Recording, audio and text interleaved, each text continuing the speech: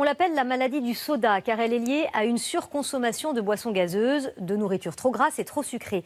Cette maladie du foie inquiète les médecins car elle progresse rapidement. Elle touche 6 millions de personnes en France. Elle a failli par exemple emporter notre confrère Pierre Ménès. Mais comment la reconnaître et comment y faire face? Ce soir, c'est Cyrielle Stadler qui répond à toutes vos questions. Avec d'abord cette première question, Cyrielle. Qu'est-ce exactement que cette maladie du soda? En fait, le nom scientifique de cette maladie, Nathalie, c'est la NASH, l'acronyme anglais de la stéatose hépatique non alcoolique. Alors pourquoi on l'appelle la maladie du soda? Eh bien, c'est parce que les boissons sucrées et une alimentation trop riche en sucre et en gras sont les principales causes de cette pathologie. Avec une mauvaise hygiène de vie, au fil des années, le foie se gorge en sucre et en gras. Du coup, il n'a plus la capacité de les transformer, de les éliminer. Résultat, il s'enflamme.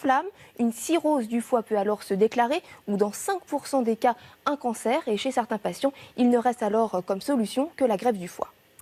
Deuxième question, Cyrielle.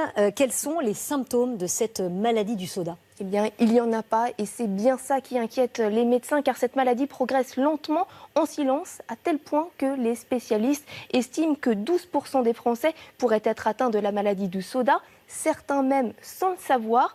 La bonne nouvelle, Nathalie, c'est que tant que la maladie n'a pas évolué en cirrhose ou en cancer, elle est réversible. Alors là, il n'y a pas de médicament miracle, mais du sport et une alimentation saine et équilibrée.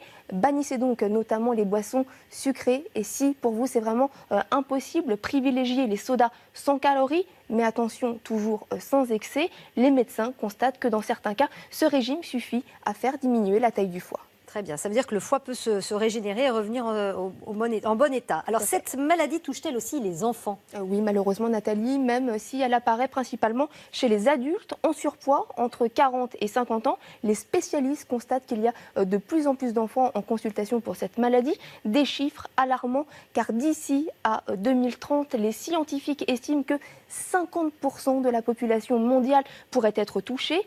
Mais pas de panique, des solutions commencent à être mises en place. En France, un fonds de dotation de 2 millions d'euros vient de voir le jour. Objectif, sensibiliser le public et les médecins. Un traitement pour soigner cette maladie va également être mis sur le marché à partir de 2020.